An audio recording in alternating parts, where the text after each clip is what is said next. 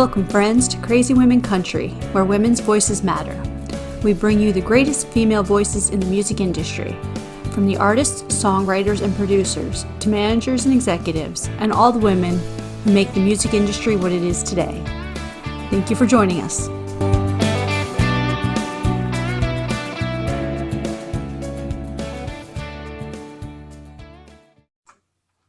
Hello, and welcome to Crazy Women Country. I'm Donna. I'm Paula, and today we have Lexi Jordan with us. How are you doing? I am great. How are you guys doing? Fantastic. Wonderful. Fantastic. Thank you very much. Awesome. Tell us, what has 2020 been like for you? Oh, it's been so, not to say the least, crazy. I definitely had a lot of plans that had to kind of be put on hold, but for the most part, first to start off, I am a singer-songwriter. I'm a country singer-songwriter.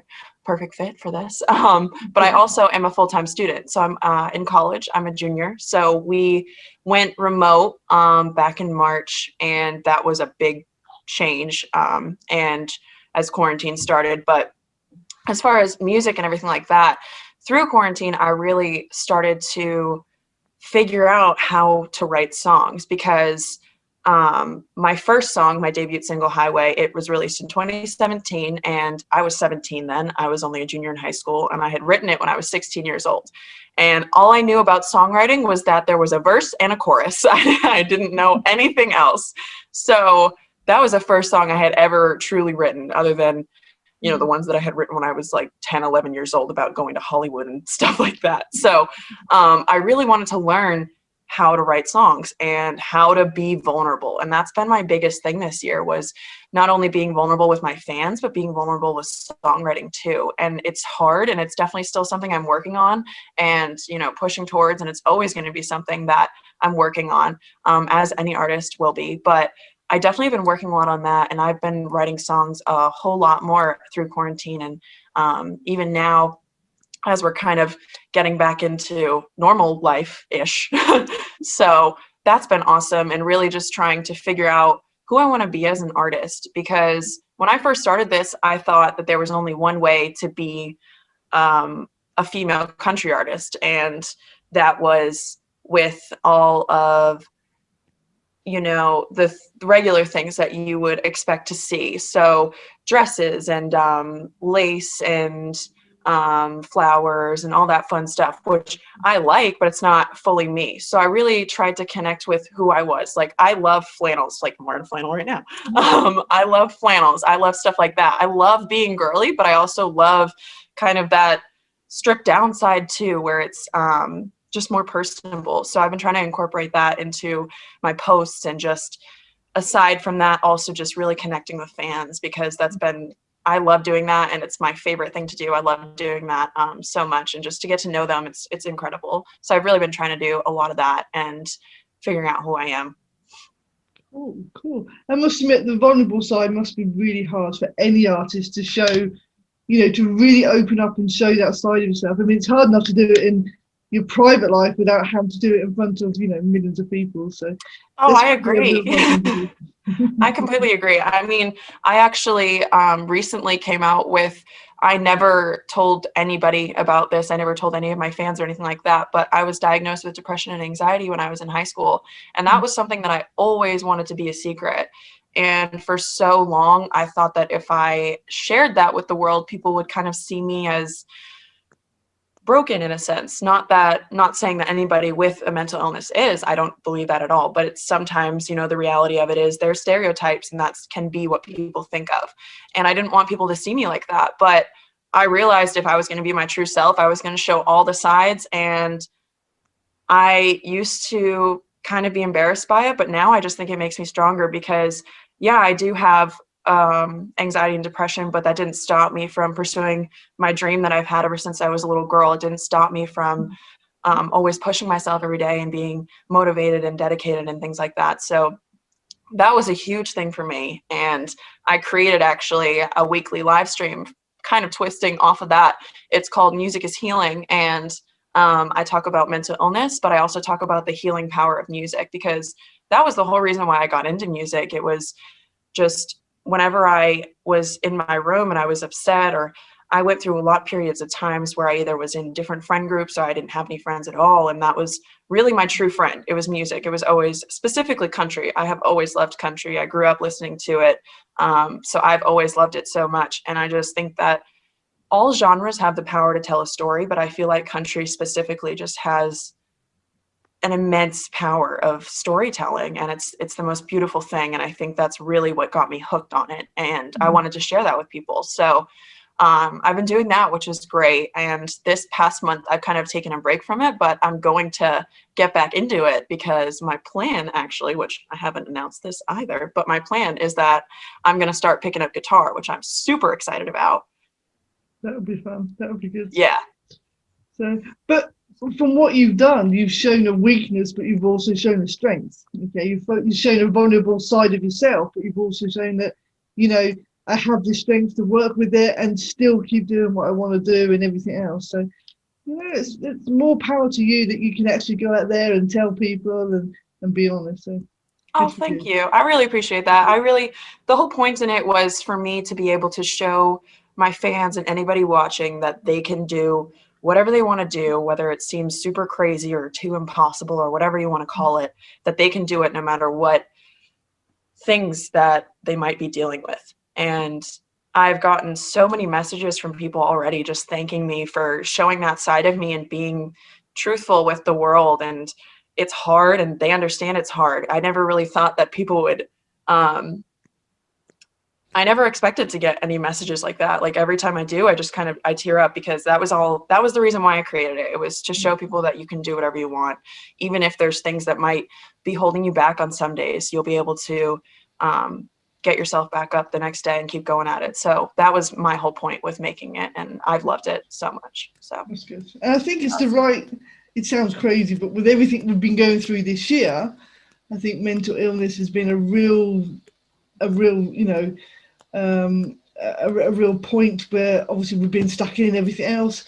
So having people coming out and saying, look, this is what I've got, but this is how we're dealing with it, you know, I think is what a lot of people need to hear and, you know, be able to see that, you know, these people are, you know, are doing amazing things, but they're still just like us. So, yeah. Exactly.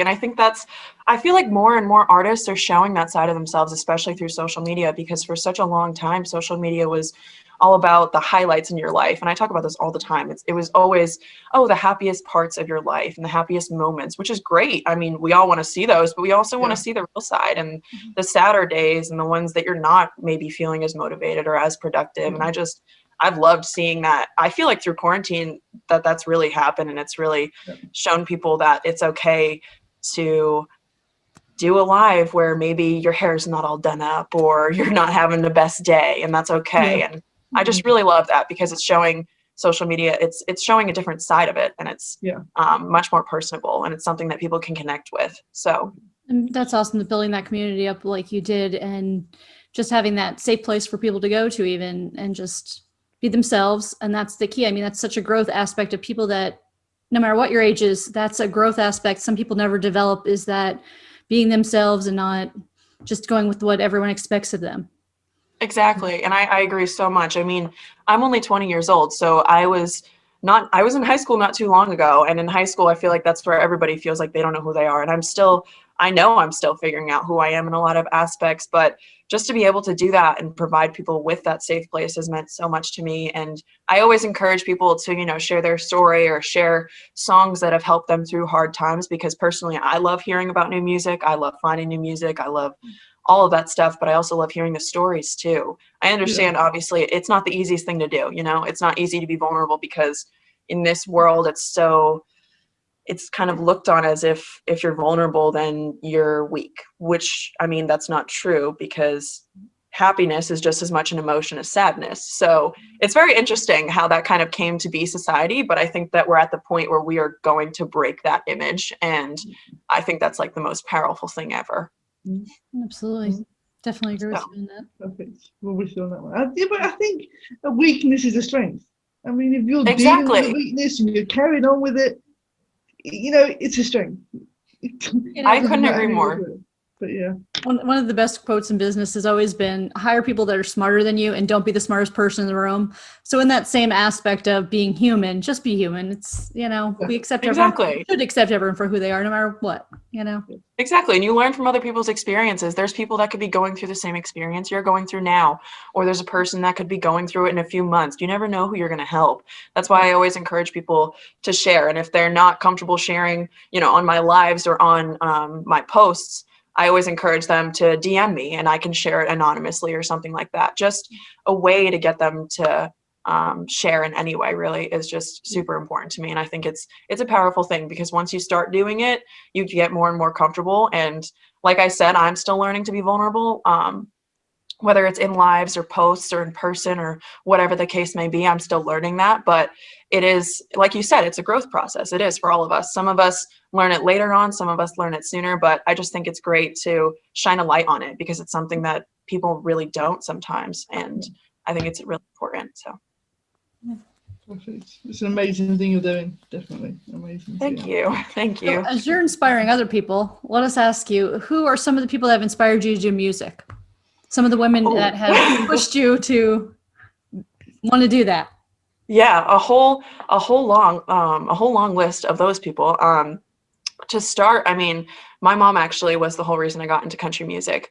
She had always loved it, and as me and my siblings, I have two siblings, whenever we were in the car or whenever there was a radio on, you could bet it was country music. So I grew up, listening to Faith. I grew up listening to Shania. I grew up listening to all the legends, and I also grew up as more modern and more recent. I grew up obviously listening to Kelsea Ballerini and Taylor Swift. She was a big influence for me, and Carly Pierce, and just all of them. I think they're so incredible, and I feel like all of them, Lindsay L as well. I feel like they all just, like I was talking about before, they all are so proud of their truths. They're so proud of who they are. They're not afraid to represent it and show it to the world. And that's just so incredible, especially not only being a woman in country, but being a woman in general. It's so hard to do that. And I cherish their music, and I just cherish who they are as people, because it's just so hard to do that. And a couple that really stick out to me would definitely be Kelsea Ballerini. I actually had the privilege to meet her not too long ago. I met her a couple years ago, which was incredible. My good friend and colleague, Lissa Coulter, if you guys know her music is awesome. I love her. And we actually went to a Kelsea concert, and she was dead set on meeting her. We didn't have meet and greet tickets. And so what happened was we ended up singing outside of her tour bus after the show, and she ended up opening the window and coming to say hi. And she told us that we had great voices and to keep up with it. And that was like totally, like, I was hysterical. Like, you have no idea. It was like the best day ever. So just to hear that from her, it was definitely, I'll never forget that. It was definitely one of the greatest days of my life. And I've seen over the years, I went to my first country concert when I was 6 years old, and that was Keith Urban. And over the years, I've seen so many incredible artists, but definitely those, to name a few, are some of my biggest inspirations. And I love them all so much. I'll always support them. Great picks and choices for sure. Thank you. Well, this kind of leads to the next question. It doesn't have to be music, though. If you could talk to anyone, dead or alive, who would you want to talk to, and what kind of conversation would you want to have with them? Okay, I love this question, first of all. And second of all, I got it. Definitely Walt Disney. Because first off, I've been going to Disney World since I was a little girl, literally every single year. It's like our family tradition. My parents went there on their first anniversary, and they decided that was going to be their family thing every year that we were going to do. And so I grew up going there, and I had always loved Walt Disney for his motivation and dedication and his drive, and just looking through, like, some days if I'm not feeling motivated, you can just look up Walt Disney quotes and you got a list of like 500 to go through, and you just feel great after. Like, it's crazy how he went through periods of time where he was sleeping in his office. He didn't even have a home, and he saw this vision, and it pushed him so hard, and it happened. And he's such an amazing person. And I've always wanted to talk to him. I've always wanted to pick his brain, because he never stopped dreaming. He always, I mean, that's one of the quotes, you know, like he just never did. And he's made so many generations of people so incredibly happy and taken them to a place where they can forget about their regular life for a little bit. And I think that that's what Disney does. Everybody always asks me, wait, you're 20 and you still go to Disney World? And I'm like, what do you don't? Like, what do you mean? You don't want to kind of forget about life for a little bit and go on Dumbo or Peter Pan? Like, who wouldn't want to do that? You know, everybody still wants to be a kid no matter how old you are. So he's definitely my one of my big inspirations and someone that I would love to talk to. That would be, yeah, I mean, come off it. As a I love Floridian, Disney.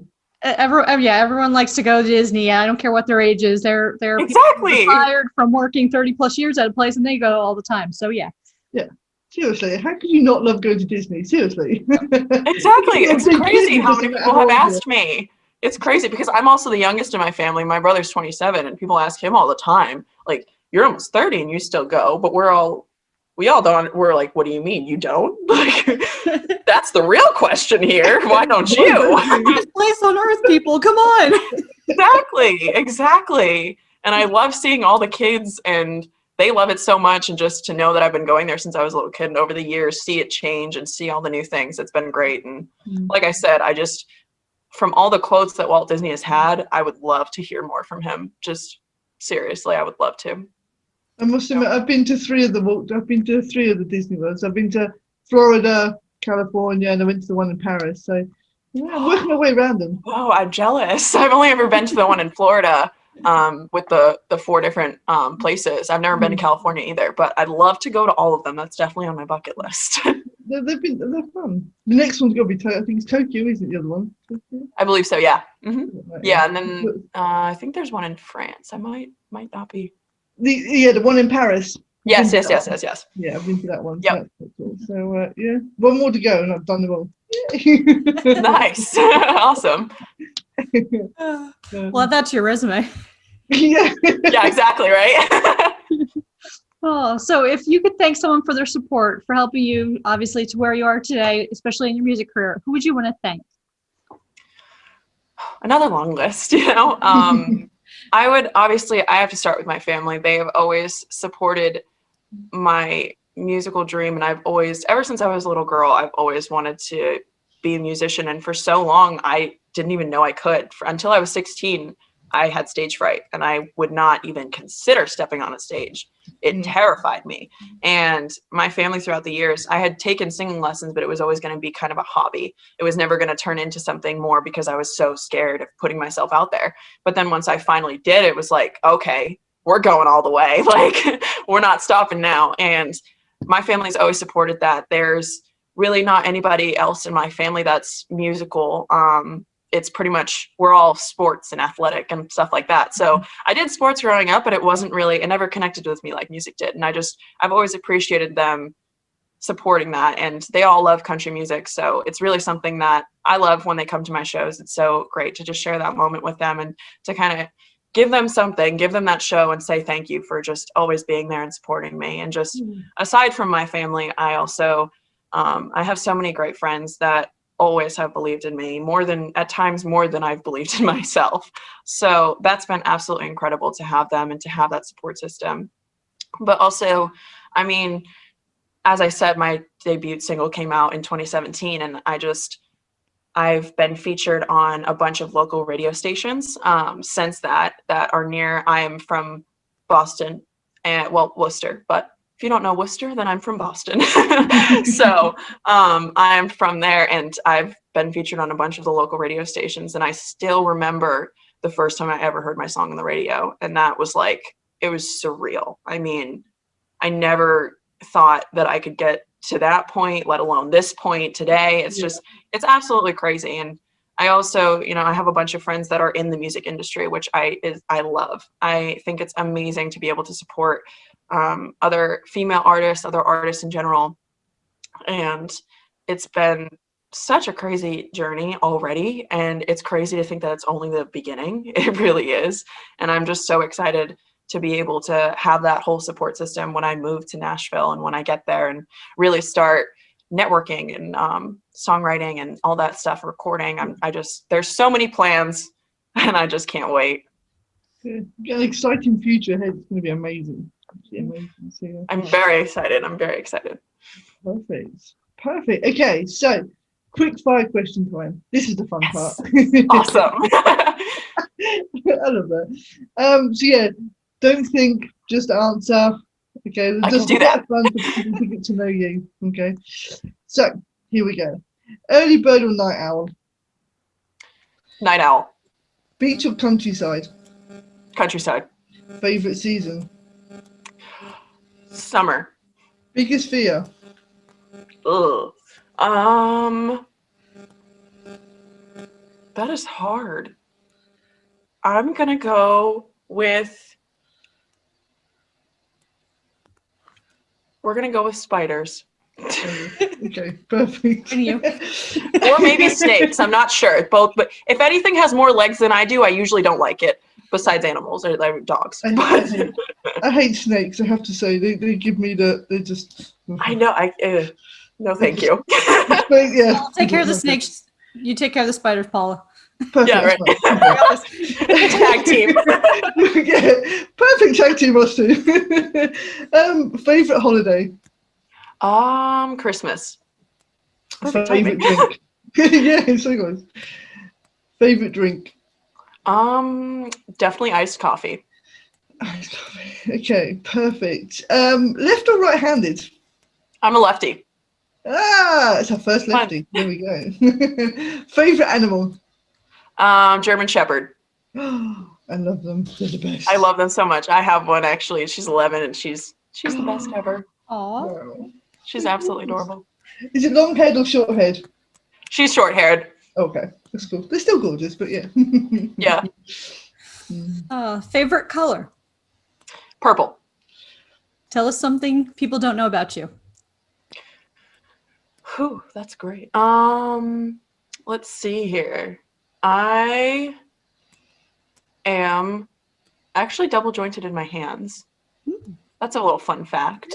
I'll go with that one. I am double jointed in my hands. I like that fun fact. That's cool. Yeah.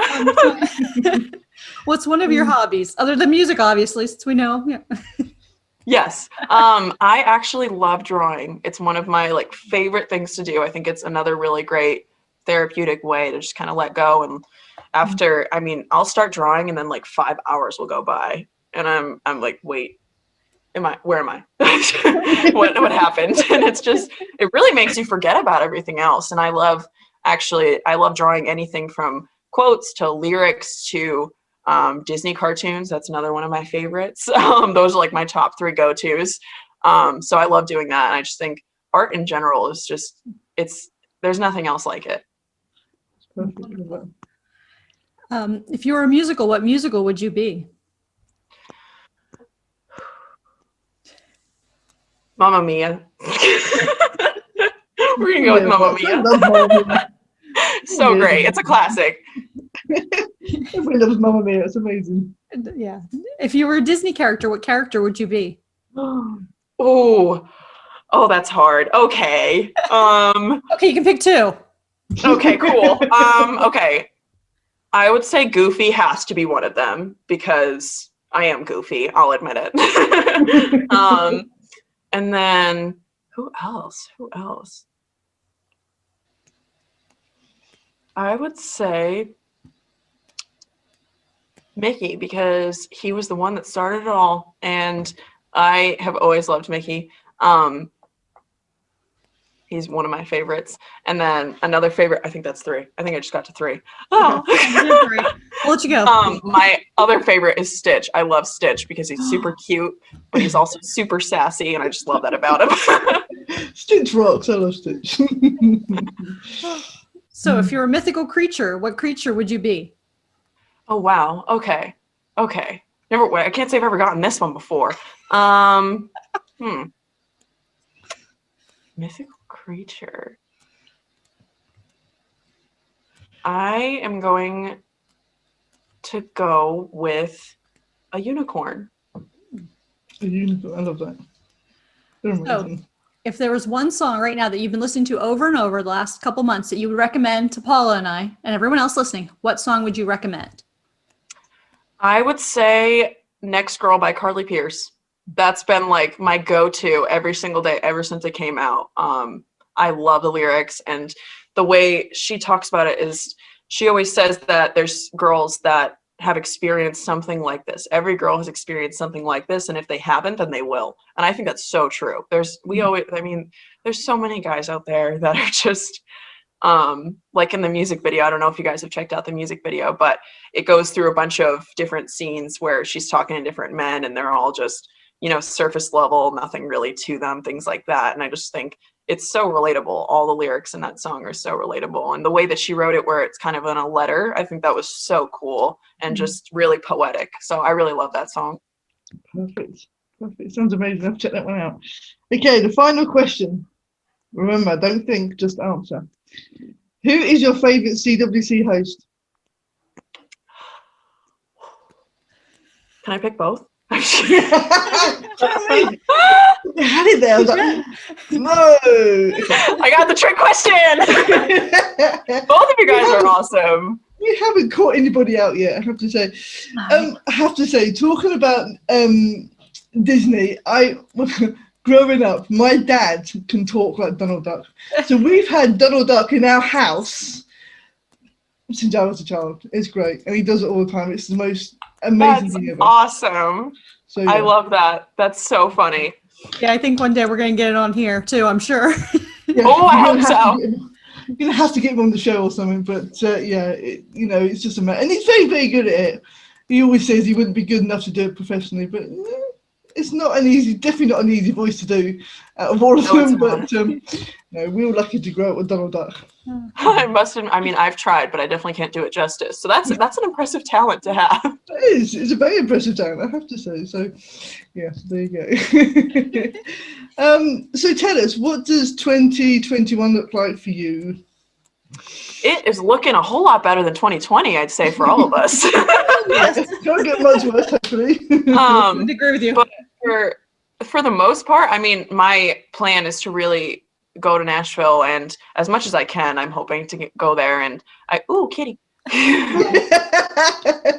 Chick is made it. So let's introduce you to Chick. I saw a kitty, and I was not going to ignore it. I think I'm not supposed to be on the Mommy's going to yell at me.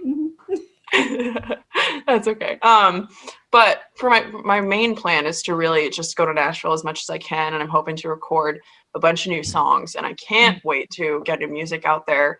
And I really, my plan is to play more shows and really continue with my songwriting, because I realized through quarantine that I didn't do enough of it before. And that's something that I want to change. Even after quarantine, I still want to be songwriting as much as I can and doing lives, because I feel like myself included, a lot of us artists didn't do them as much until quarantine, because that became our only way to perform. So that is something that I really want to keep up with, because it's an amazing way to connect with people. And there's people that tune in all throughout the world, which is just, it's crazy that we can start something on our phone that's so simple, and suddenly there's people that are on the other side of the world watching, and they'll support you through it and support you through your journey. So I love that. And I love being able to connect with people that follow me and find people that don't and connect with them. It's really social media in general. I know obviously there's a lot of, downsides to it, but there's so many great things about it. And there's so many, I love that small businesses and entrepreneurs can really just use it to their advantage and create something so much bigger than their business would have been otherwise. So. Yeah, I think social media, as long as it's used correctly, it's an amazing tool. I agree. It does get abused a bit, but using it correctly, and you can get so much out of it. So it's perfect. It's amazing. So thank you so much for joining us on the show. Thank you. Hopefully, if you do bring out some new music next year, you'll come back to us, and we. Of course, I'd love to come back anytime. Yeah, we could do maybe a live show. Yeah. And have you sing live or something? That'd be absolutely for sure. I would love to. This was so much fun. Thank you guys so much for having me. No worries.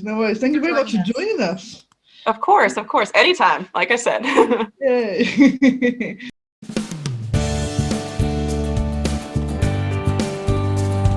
If you enjoyed today's episode of Crazy Women Country, don't forget to give us a thumbs up. Be sure to click the subscribe button for new interviews weekly. And thank you, friends, for joining us today on Crazy Women Country, where women's voices matter.